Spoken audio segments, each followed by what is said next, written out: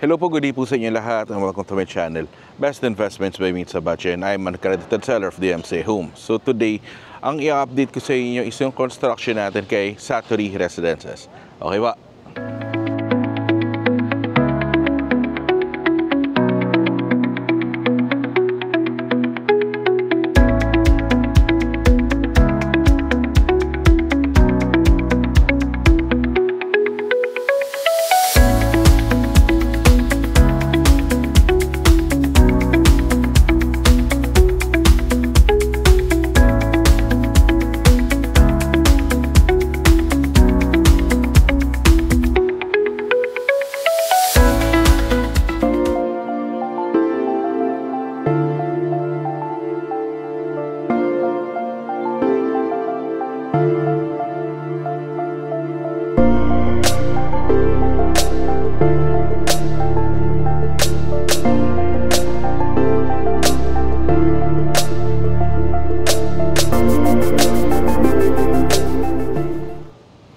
Hello po, so kamusta po kayo? So it's been a while since my last video. So for this month of October, simulan natin sa construction update para kay Satori Residences. So right now, nandito ako kay Satori Residences and it is located along F. Pasco Avenue in Barangay Santolan, Pasig City. So currently ongoing pa rin yung turnover natin on all buildings po, and especially dito sa last two building natin, kay Yasu Building and kay Amani Building. Si Amani Building, yung first building na makikita natin pagpasok sa main gate. Okay, so yan yung nasa likuran na building ko, and happy to say that I think they will start the turnover this coming October 7. So makikita ninyo, nirarush na nila, marami na tinatapos na nila yung landscape natin, garden sa baba, sa lobby area nitong ni Amani Building, and hopefully this month of October, ayan, magsisimula na si Property Management Office mag-turnover ng mga units natin para kay dito kay Amani Building, kay Satori Residences. Okay? So dito po, to give you an update, ipapakita ko sa inyo kung ano na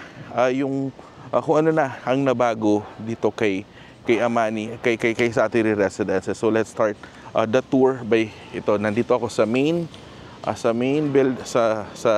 entrance niya. Okay, so nandito ako sa rotonda. So pakita ko sa inyo, ito yung rotonda natin. Okay, so this is Amani Building.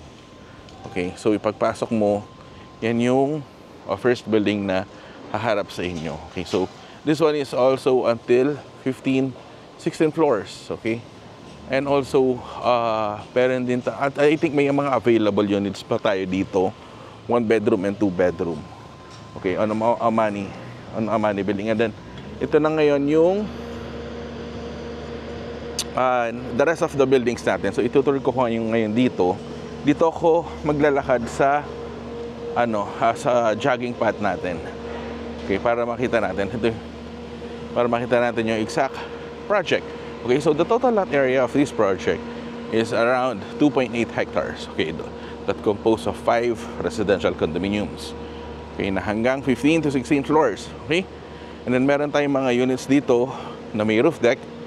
And then may mga units na mga buildings tayo na merong yung top level is merong service area. Okay, yung mga drying cages natin.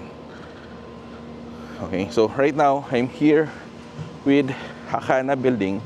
So this is the first building natin na unang na turnover. Okay? So dito may mga available pa. Paminsan po may mga nagre-reopen na building na units dito sa first building na to. Okay, actually on all buildings may mga nagre-reopen yan. So ngayon, if you want to know more about this project, nandiyan lang yung numbers ko, flash the screen. So this is yung kiddie pool nila right now, under maintenance ang swimming pool natin. Okay, so dito kay Satori, I think every Thursday ang nila. Kasi depende per project po yun na merong nagme-maintain, nila yung pool. Okay? So, and then this is the second building. Okay? So, this is Lana Building. Okay? So, right after nitong lounge pool natin and lap pool, So dito pa rin kay Hakana building pa rin tayo. And then this is the second building. Okay. So the second building is Lana building. Okay. So dito kaka-check ko lang kanina. May mga available pa tayo dyan na units. 1 bedroom. And I think 1 bedroom na lang. Okay. Or 2 bedroom. And then dito, yung part na merong rock slide pool. So it's been a while since my tour dito sa sa project na to. Kasi although before tapos na to, so basically na lang talaga yung last building na lang si Amani ang tinatapos. And si Yasu mag-schedule na rin yan kasi sabay silang dalawa na ito turnover. Okay, so now this is Lana building. Okay, so for Lana building, ayan, may available pa dyan. 1 bedroom, 2 bedroom. So napakahaba nitong property nito. So actually, ito yung pinakamalaking property. Besides Mireya Residences, yan. Para silang dalawa malaki. Pero ito kasi mahaba. So kung medyo ma-exercise tayo, mahaba yung jogging path natin dito. So ito yung children's playground confronting Lana building. Okay, now we're nearing to the barbecue pits. Okay, and yung basketball court natin. So now dito na tayo kay Rahu building. Okay, so for this building, yan. Ito I think sold out to. Pero I have to check. Okay, so nandiyan yung mga numbers ko. Pwede nyo ako makontak anytime if you want to know more about this project. Okay? And then for the latest availability rin. And then, andito na yung basketball court natin.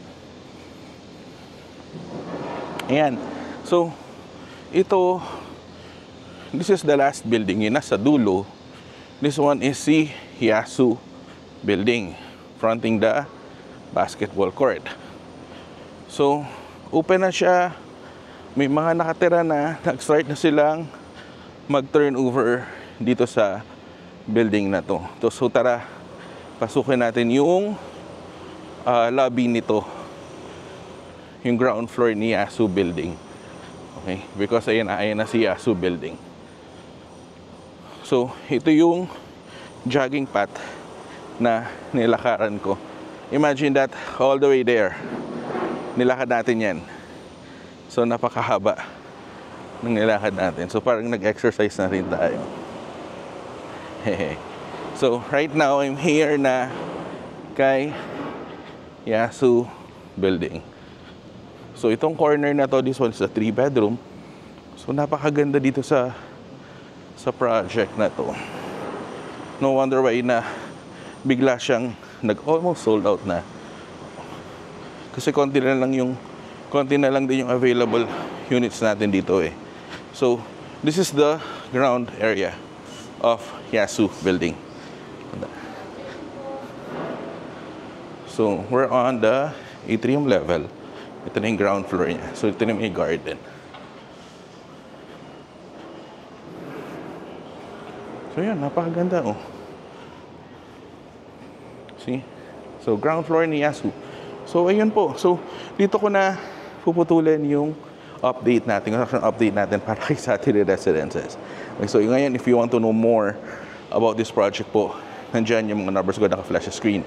You may contact me anytime through Viber, through WeChat, through Facebook Messenger, through WhatsApp, okay?